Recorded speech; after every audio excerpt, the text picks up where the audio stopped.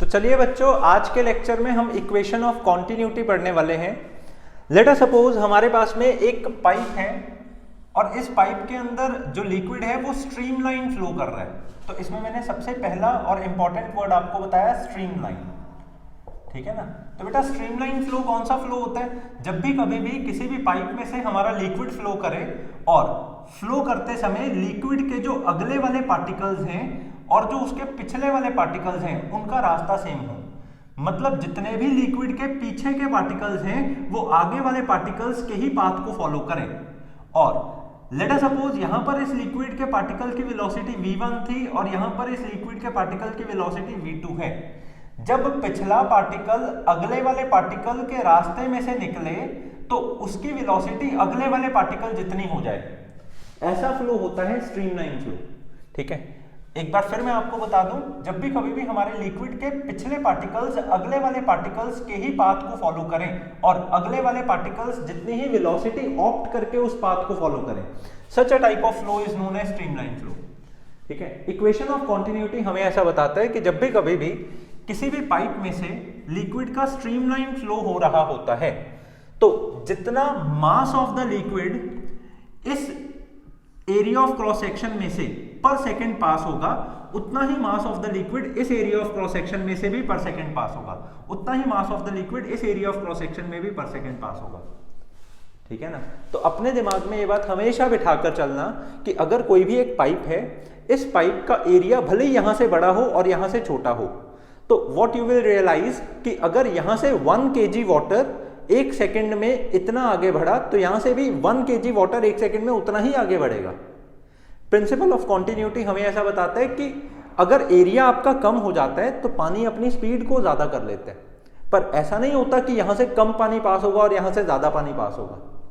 इसीलिए ये चीज आपने रियलाइज की ना कि जब भी कभी भी आप प्लांट्स को जब पानी दे रहे होते हैं तो आप पाइप का जब आगे का एरिया ऑफ क्रॉस सेक्शन कम कर देते हैं तो उसकी वेलोसिटी फास्ट हो जाती है। उसकी वेलोसिटी फास्ट सिर्फ इसलिए होती है क्योंकि उसको फिजिक्स का एक लॉ फॉलो करना होता है, that is principle of continuity, ठीक है जी। ओके, तो ये प्रिंसिपल ऑफ कॉन्टिन्यूटी का एक छोटा सा मैथमेटिकल एक्सप्रेशन है। आगे चलकर जब हम बर्नौलीज इक्वेशन डिराइव करेंगे ये मैथमेटिकल एक्सप्रेशन, उसमें भी हमारा बहुत काम आने वाला है, ठीक है।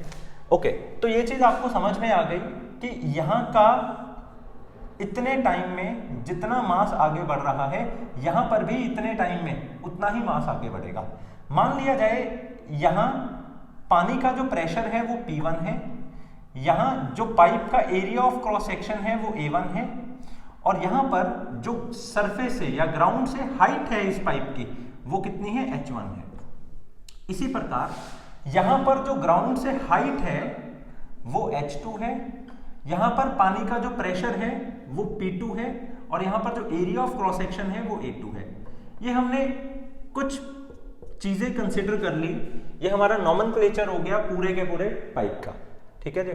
अब क्योंकि प्रिंसिपल ऑफ कॉन्टिन्यूटी ऐसा बोलती है कि अगर यहां से पानी पास कर रहा है और वहां से भी वही लिक्विड फ्लो कर रहा है तो मास जितना यहां से पास कर रहा है उतना ही मास वहां से पास करना चाहिए।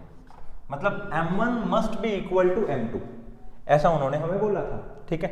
अब अगली बात, एक बात हम बड़े अच्छे से जानते हैं, मास जो होता है that is always equal to volume into density, ठीक है जी। तो अगर यहां पर m1 की बात हो रही है तो यहां का जो वॉल्यूम है मान लो वो कितना है, v1।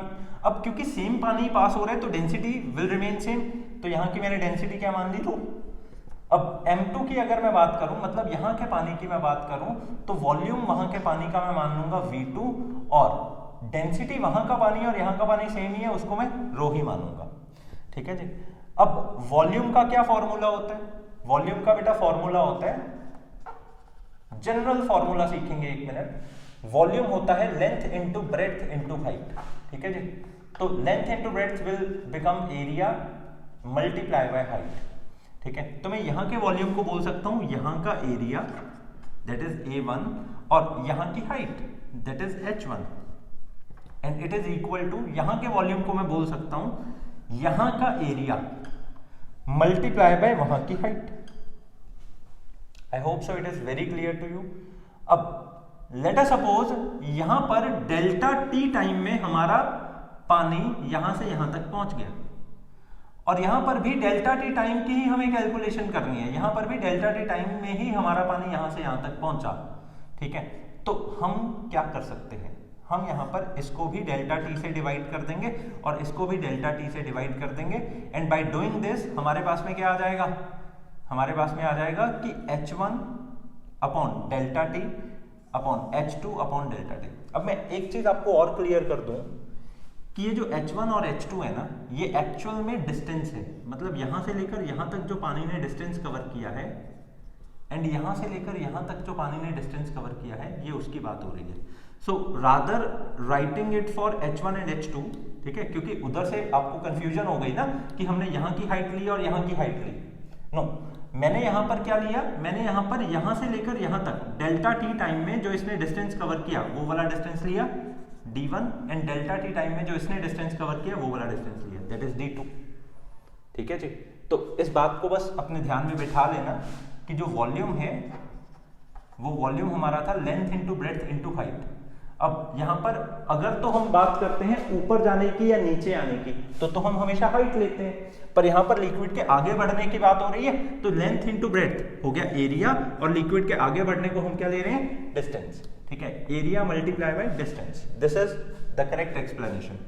अब यहां का डिस्टेंस मैंने मान लिया D1 और यहां का डिस्टेंस मैंने मान लिया D2, तो इसीलिए D1 एंड D2 हमने यहां पर रखा। I hope so it is very clear to you.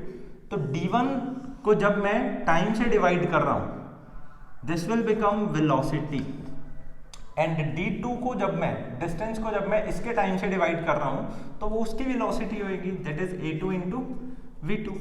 ये जो अभी अभी बेटा मैंने आपको बात बोली ना, इस बात को अपने दिमाग में बिठा लेना, कभी भूलना मत। क्या बात बोली मैंने कि यहां का जो एरिया है और यहां की जो पानी की वेलोसिटी है उसकी मल्टीप्लिकेशन हमेशा हमेशा बराबर होती है यहां का पानी का एरिया, मतलब यहां की पाइप का एरिया और यहां की वेलोसिटी के साथ में, ठीक है जी। अब इसमें सबसे पहली बात का आपको ख्याल ये रखना है कि ये चीज वैलिड सिर्फ और सिर्फ स्ट्रीमलाइन फ्लो के लिए है, और दूसरी बात का आपको ये ख्याल रखना है कि जब भी कभी भी ये वाला फॉर्मूला अप्लाई किया जाएगा तो वो लिक्विड को नॉन विस्कस लिक्विड होना है, ठीक है ना। ये चीज आपको 1 मार्क्स या एमसीक्यूज में भी पूछी जाती है कि इक्वेशन ऑफ कॉन्टिन्यूटी कैसे फ्लूइड्स के लिए वैलिड होता है। तो आप हमेशा ये बात बोलेंगे कि हमारा लिक्विड स्ट्रीमलाइन होना चाहिए, नॉन विस्कस होना चाहिए, और इसके साथ में एक चीज और ऐड कर दो, इनकंप्रेसिबल होना चाहिए, इनकंप्रेसिबल, ठीक है जी। तो liquid should be non viscous, incompressible and streamline. तभी हम ऐसा बोल सकते हैं कि पाइप का जितना एरिया है और लिक्विड की जो वेलोसिटी है एट वन सेक्शन, पाइप का जितना एरिया है एंड लिक्विड की जो वेलोसिटी है एट अदर सेक्शन, ये दोनों बराबर होंगे। तो this is equation of continuity and it is very important for us. अब इस इक्वेशन ऑफ कॉन्टिन्यूटी से एक इंटरेस्टिंग चीज हम निकालते हैं कि बेटा इस एक्सप्रेशन से मैं क्लियरली ये बोल सकता हूं कि A1 upon A2 is equal to V2 upon V1। That means कि अगर एरिया सेकंड वाले पोर्शन का कम होगा तो बेटा सेकंड वाले पोर्शन की वेलोसिटी क्या हो जाएगी, ज्यादा, because they are inverse proportional to each other, ठीक है ना। तो एरिया एंड वेलोसिटी आपस में इनवर्सली प्रोपोर्शनल होती है। ऐसी जानकारी भी हमें किसने दी है, इक्वेशन ऑफ कॉन्टिन्यूटी नहीं दी है, ठीक है। नोट कर लेना इस बात को। इससे बहुत इजीली आप अपनी डेफिनेशन भी बना सकते हैं। For a continuous streamline flow of a non-viscous incompressible liquid, the multiplication of area and velocity at one section is equal to multiplication of area and velocity at other section, ठीक है ना। ये एकदम full fledge definition है, इसमें कोई कमी नहीं है। साथ में उसके ये एक्सप्रेशन दिखा देना, पेपर के लिए इंपॉर्टेंट है, मैं बार बार आपको बोल रहा हूँ, ठीक है। ओके, अब बेटा बर्नौलीज इक्वेशन सीखने के लिए ना बहुत जरूरी है कि आप लिक्विड के फ्लो करने के साथ में इसकी एनर्जी के बारे में भी जानकारी रखें, ठीक है ना। जब हमारा लिक्विड यहां से लेकर यहां तक फ्लो करता है तो हमारे लिक्विड के पास में तीन प्रकार की एनर्जीज रिजाइड करती हैं। सबसे पहली एनर्जी होती है हमारे लिक्विड के पास में काइनेटिक एनर्जी, ठीक है ना। एज ऑब्वियस भाई साहब, अगर उसके पास वेलोसिटी ही नहीं होएगी तो वो लिक्विड हमारा यहां से यहां तक बढ़ेगा कैसे, ठीक है। दूसरी कौन सी एनर्जी उसमें रिजाइड करती है कि यदि मेरी जो पाइप है वो इसी प्रकार की है, ये मैंने ऑलरेडी जो डायग्राम ड्रॉ किया ना इसमें सारी चीजें आ जाती हैं। अगर मेरी पाइप यहां से नीचे है, मतलब ग्राउंड के नजदीक है, यहां पर ग्राउंड से दूर है, तो हम क्या नोटिस करेंगे कि पानी जब यहां से यहां तक बढ़ेगा तो उसकी पोटेंशियल एनर्जी भी बढ़ जाएगी, क्योंकि ये बात आप अच्छे से जानते हैं कि हाइट बढ़ने से पोटेंशियल एनर्जी इंक्रीज हो जाती है, ठीक है। तो हमारे लिक्विड के पास में एक दूसरे प्रकार की एनर्जी भी होने वाली है, दैट इज पोटेंशियल एनर्जी, ठीक है जी। अब अगली बात, तीसरे प्रकार की एनर्जी भी लिक्विड में रिजाइड करती है, वो है प्रेशर एनर्जी।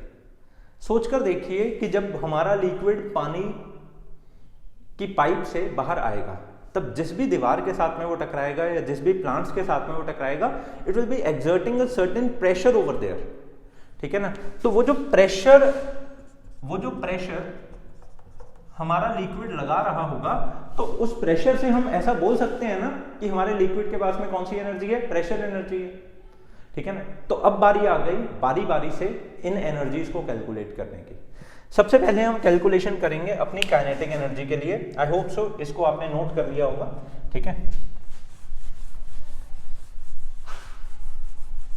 ओके, तो पहली कैलकुलेशन है हमारी काइनेटिक एनर्जी।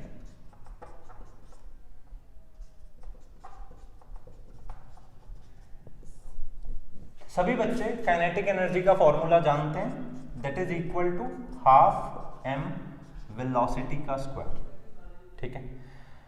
मान लिया जाए अगर मेरे को कोई बोले कि काइनेटिक एनर्जी m मास की मत बताओ, मेरे को 1 kg की बताओ, मतलब काइनेटिक एनर्जी पर यूनिट मास।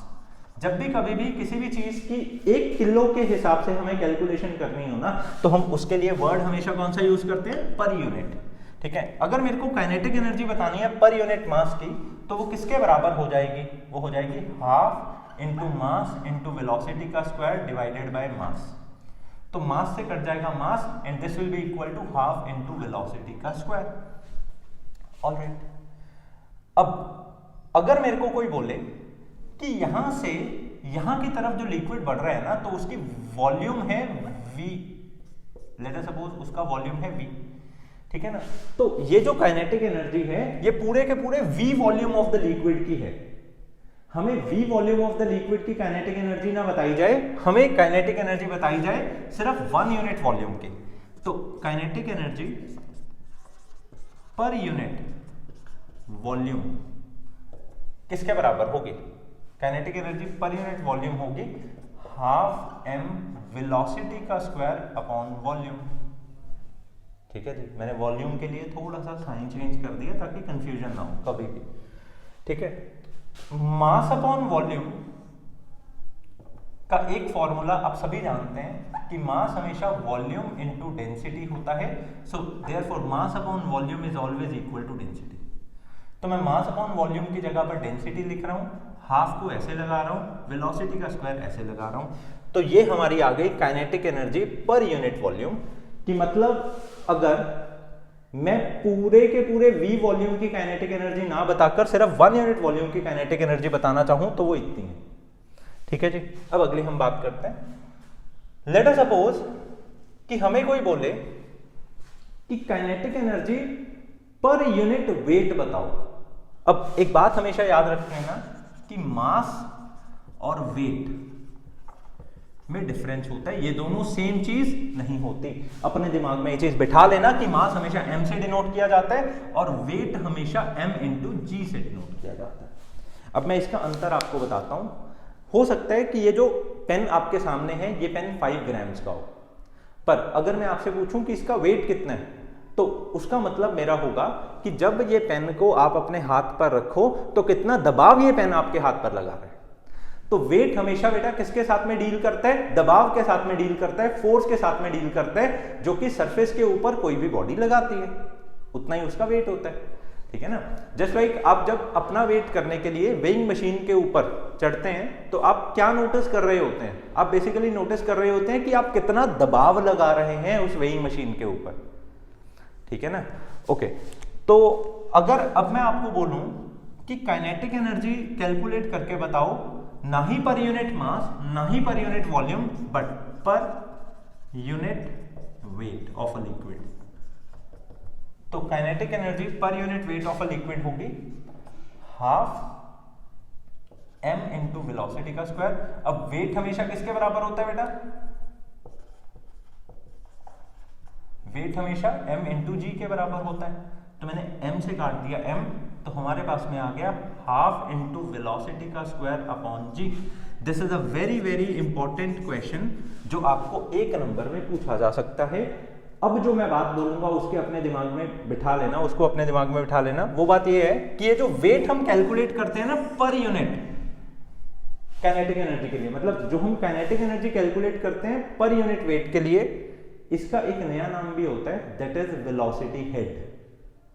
अगर आपसे कभी भी पेपर में पूछा जाए कि वेलोसिटी हेड क्या होता है, तो आप समझ लेना कि वो आपसे पूछ रहे हैं जो kinetic energy per unit wait के ऊपर लग रही है वो बताइए, ठीक है ना। तो half v square upon g को ही हम क्या नाम देते हैं, velocity head. I hope so it is very clear to you. इसको मैंने ऑलरेडी प्रॉपरली बॉक्सेस में लिखा हुआ है, आप इसके नोट्स बना सकते हैं, ठीक है जी। ओके, अब अगली चीज हम डिस्कस करेंगे, that will be our potential energy, ठीक है बेटा। पोटेंशियल एनर्जी, पहले तो ये देखिए कि ये जो लिक्विड हमारा फ्लो हो रहा है यहां से लेकर यहां तक, क्या इसके पास में सचमुच पोटेंशियल एनर्जी है? बिल्कुल है। क्यों? क्योंकि हमारा लिक्विड कम हाइट से ज्यादा हाइट की तरफ मूव कर रहे हैं, so that is the reason कि इसके पास पोटेंशियल एनर्जी है। तो पोटेंशियल एनर्जी का बेटा फॉर्मूला क्या होता है, mgh। इसको अब थोड़ा स्पीड से करेंगे ताकि हमारी स्पीड बने भी, ठीक है ना।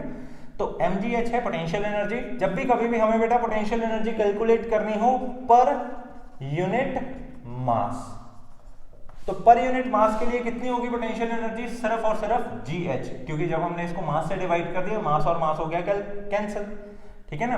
तो अगर आपको पोटेंशियल एनर्जी कैलकुलेट करनी है पर यूनिट वॉल्यूम के लिए, तो हम क्या लिखेंगे, mgh अपॉन इस प्रकार वॉल्यूम। और फिर आप जानते हैं कि मास अपॉन वॉल्यूम क्या होती है, डेंसिटी। तो density into gh, rho gh is the potential energy per unit volume, ठीक है। अब आखिरी चीज जो हमने पिछली बार भी कैलकुलेट की है कि potential energy per unit wait क्या है, ठीक है ना। Potential energy per unit wait क्या होती है, mgh को डिवाइड कर देंगे m इंटू जी से, ये और ये कट जाएगा, ये हमेशा हाइट के ही बराबर आएगा। ये फिर से एक बारी बहुत बारी पूछे जाने वाले मैंने चीज आपको बता दी कि जब भी कभी भी आप potential energy per unit wait के लिए कैलकुलेट करेंगे उसको आप बोलेंगे पोटेंशियल हेड, ठीक है ना। जैसे kinetic energy per unit wait के लिए जब हमने कैलकुलेट की थी दैट इज वेलोसिटी हेड ना, तो potential energy per unit wait के लिए क्या कहलाएगी, पोटेंशियल हेड, पोटेंशियल हेड। और याद रखना ये पोटेंशियल हेड बेटा जो है ना ये हाइट के ही बराबर होती है, ठीक है। ओके, इसके भी प्रॉपरली आपको नोट्स मिल जाएंगे। अब तीसरी चीज हम कैलकुलेट करेंगे दैट इज प्रेशर एनर्जी।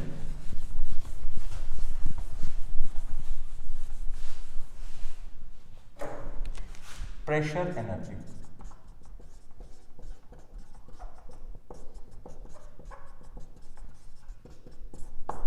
अब प्रेशर एनर्जी इस लिक्विड के पास में है या नहीं, बिल्कुल है जी, क्योंकि जब भी कभी भी ये लिक्विड पाइप से बाहर निकलेगा सामने वाली दीवार के साथ में टकराएगा, उसके ऊपर कुछ प्रेशर लगेगा, ठीक है ना। तो प्रेशर एनर्जी का क्या फॉर्मूला होता है, लेट अस सपोज मैं यहां पर इस पाइप के अंदर मानकर चल रहा हूं कि V वॉल्यूम का लिक्विड है। कितना लिक्विड है, V वॉल्यूम का लिक्विड है। तो pressure energy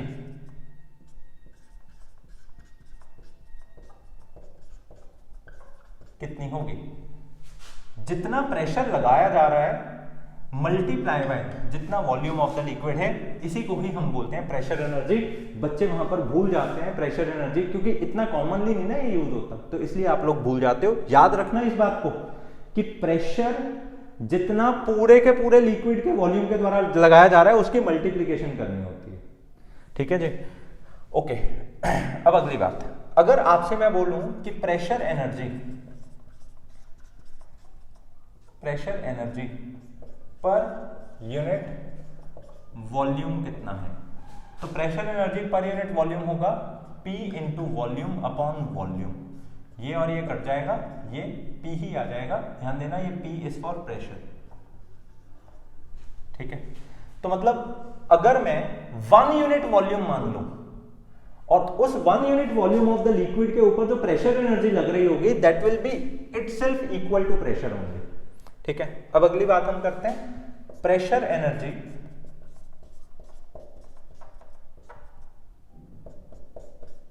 per unit mass. तो बेटा पर यूनिट मास के लिए क्या है, P into volume upon mass. ठीक है, अब एक बात याद रखना कि मास अपॉन वॉल्यूम होता है डेंसिटी। तो यहां पर मास यहां है, वॉल्यूम यहां है, तो मैं न्यूमरेटर को डिनोमिनेटर का डिनोमिनेटर बना सकता हूं। ठीक है जी, तो mass upon volume will be a density. तो pressure energy per unit mass क्या होने वाला है, ये होने वाला है P अपॉन रो। ठीक है, याद रखना इस बात को। अब अगली बात, प्रेशर एनर्जी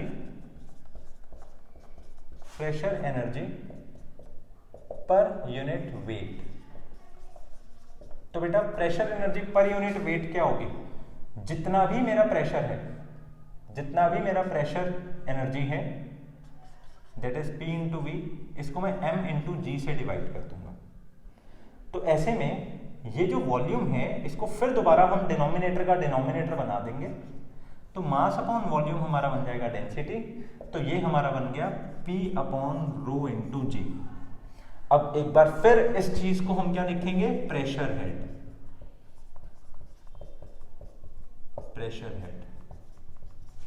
ठीक है, I hope so it is very clear to you. इसके अंदर हमने किसी भी पाइप के अंदर फ्लो करते हुए लिक्विड की इंडिविजुअली एनर्जीज भी कैलकुलेट कर ली और उसका इक्वेशन ऑफ कॉन्टिन्यूटी भी डिस्कस कर लिया। अगली क्लास में हम बर्नौलीज इक्वेशन पढ़ेंगे। ये चीजें जो आज मैंने आपको बताई हैं ये इंडिविजुअली 1 नंबर से लेकर 5 नंबर तक आपसे पूछी जा सकती हैं। एक बच्चा जो क्लास 11 में फाइनल एग्जाम अपना देने जा रहा है उसको ये सब बातें आनी चाहिए, and it is very easy. ठीक है ना, एक बार ही आपने लिखकर देख ली, ये भूलने वाली है ही नहीं। Thank you so much. अगली क्लास में हम बर्नौलीज इक्वेशन पढ़ेंगे।